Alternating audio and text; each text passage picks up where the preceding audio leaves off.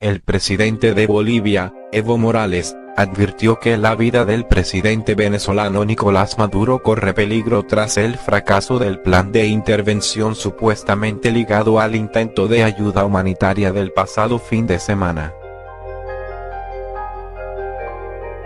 No pueden intervenir militarmente, Venezuela, Estados Unidos y sus aliados. Después de que fracasaron, ¿qué dicen ahora? Dicen hay que asesinar a Maduro. Si pasa algo con la vida de Maduro, responsable Estados Unidos, afirmó el mandatario boliviano en un discurso en la ciudad altiplánica de El Alto, vecina a La Paz. Morales señaló la posibilidad de un magnicidio en Venezuela al referir una declaración dominical del secretario de Estado norteamericano Mike Pompeo en sentido de que los días de Maduro están contados y a una simultánea referencia del senador estadounidense Marco Rubio al asesinato del líder libio Muammar Gaddafi. Estados Unidos no pudo intervenir, ahora quiere matar, magnicidio. Es el imperio, el sistema capitalista, todo por el control del petróleo venezolano, insistió. El mandatario boliviano, quien mantiene invariable su reconocimiento a Maduro en contraste con la mayoría de los gobiernos conservadores sudamericanos que siguen la línea de Washington, dijo que estaba sorprendido por la unidad y firmeza del pueblo venezolano. Sorprendido por lo que pasó ayer, el 24 de febrero, y anteayer, el 23 de febrero, en Venezuela, pese a problemas económicos, pese a problemas que cada país tenemos, la unidad de ese pueblo para defender su independencia, su soberanía, su libertad, su identidad y dignidad, dijo Morales.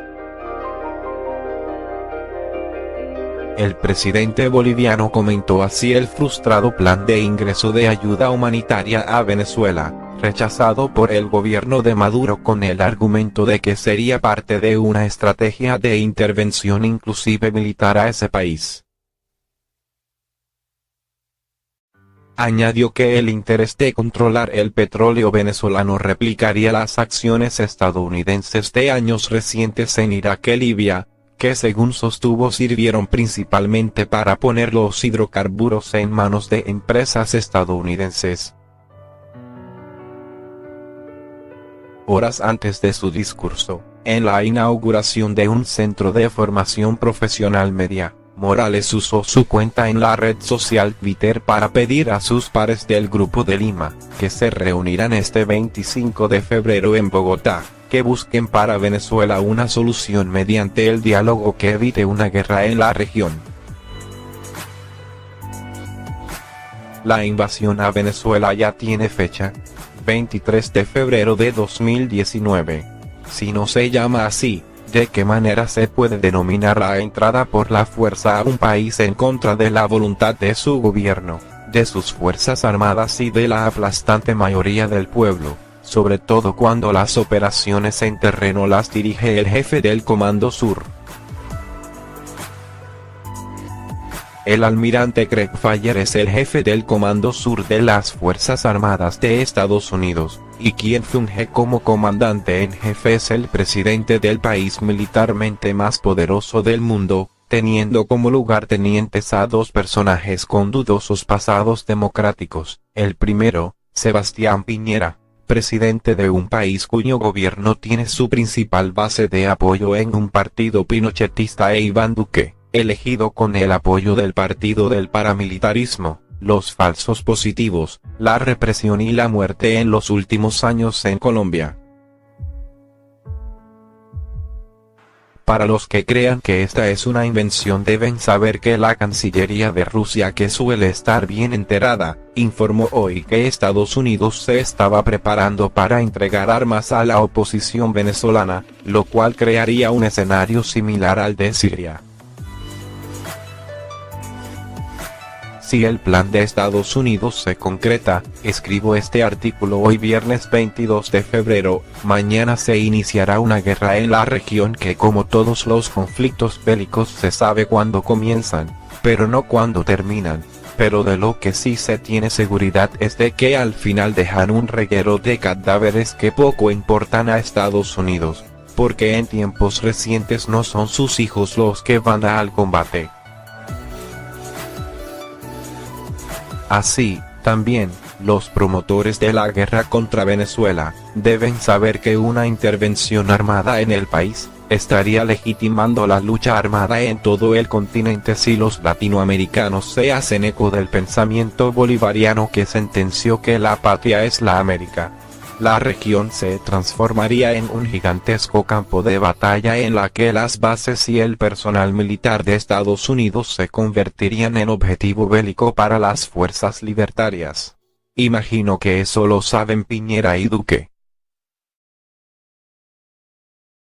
En lo que a Venezuela respecta, en virtud del artículo 337 de la Constitución, el presidente de la República podrá decretar un estado de excepción, restringiendo temporalmente las garantías consagradas en la Constitución salvo las referidas a los derechos a la vida, prohibición de incomunicación o tortura, el derecho al debido proceso, el derecho a la información y los demás derechos humanos intangibles.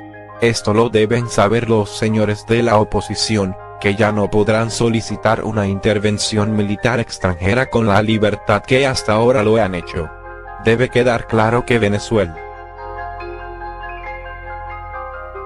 Además, en virtud de lo que establece la Carta Magna en su artículo 326, la seguridad de la nación se fundamenta en la corresponsabilidad entre el Estado y la sociedad civil, lo cual significa que el pueblo organizado y armado en milicias asumirá responsabilidades en el mantenimiento del orden interno y en la defensa de la patria.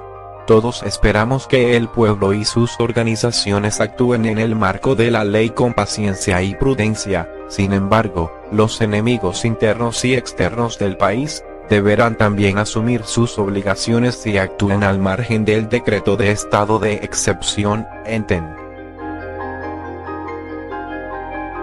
Este es un escenario probable. También lo es que toda la parafernalia antivenezolana no pueda concretar la invasión ya preparada.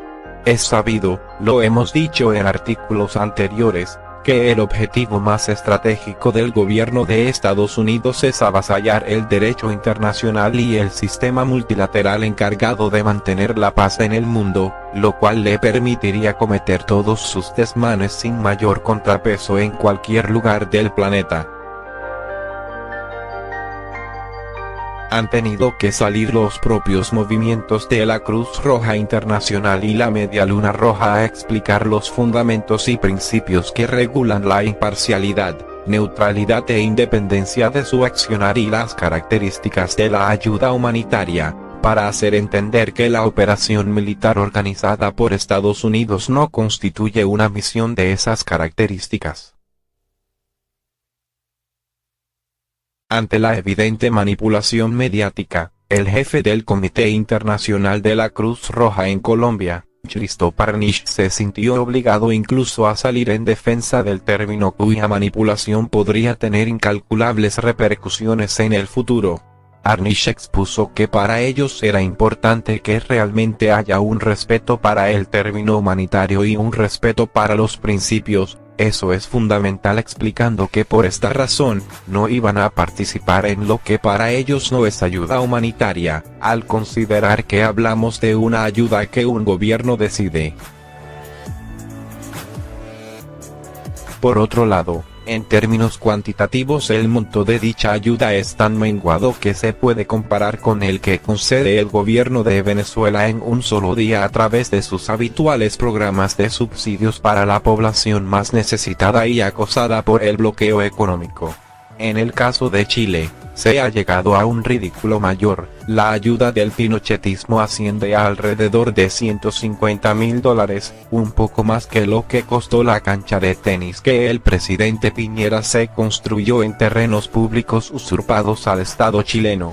Tal vez hubiera sido mejor usar ese dinero para repa. poniendo en riesgo la valiosa vida de personal militar y civil arrastrado a esa aventura que Piñera emprende de la misma manera que hizo al rescatar los 33 mineros, cuando no importaba la vida de ellos sino el armado de un gran show publicitario, que permita ocultar los desmanes cotidianos del pupilo de Pinochet. Vale decir que ese generoso monto que el gobierno de Chile está concediendo a Venezuela significa $0,0046 para cada venezolano. Sin embargo, hasta ahora no todo ha salido como Estados Unidos lo había deseado. En primer lugar, las Fuerzas Armadas brasileñas enfrentadas a Bolsonaro, se negaron a cumplir la orden de introducir la mercancía a la fuerza en Venezuela, por lo que el gobierno de ese país se vio obligado a suspender la operación desde el estado de Roraima, fronterizo con Venezuela. Otro tanto ocurrió con Curazao, cuyo gobierno se negó a enviar la ayuda humanitaria hasta que las autoridades de Caracas, entiéndase el gobierno de Nicolás Maduro, conceda el permiso. Esto crea un escenario distinto que dejaría estos presidentes irresponsables que no saben nada de la guerra, la mayoría de los cuales incluso han evadido el cumplimiento de su servicio militar y que en casi todos los casos son cobardes, quieren involucrar a las Fuerzas Armadas y a sus pueblos en una aventura militar contra Venezuela, creando una situación bélica en toda la región, sin importarles cuántos muertos, desaparecidos y mutilados puedan generar. Deben saber que tan pronto suene el primer disparo contra Venezuela, deberán ser tratados y perseguidos como criminales de guerra y enjuiciados en esa condición por los organismos internos. Lo mejor sería que prevaleciera la sensatez, se evitara la vía armada como supuestos mecanismos de solución de la situación de Venezuela y el diálogo y la negociación se impusieran por sobre cualquier método violento. Deben saber los opositores que no existen bombas tan inteligentes que sean capaces de impactar solamente los apartamentos de los chavistas en un edificio.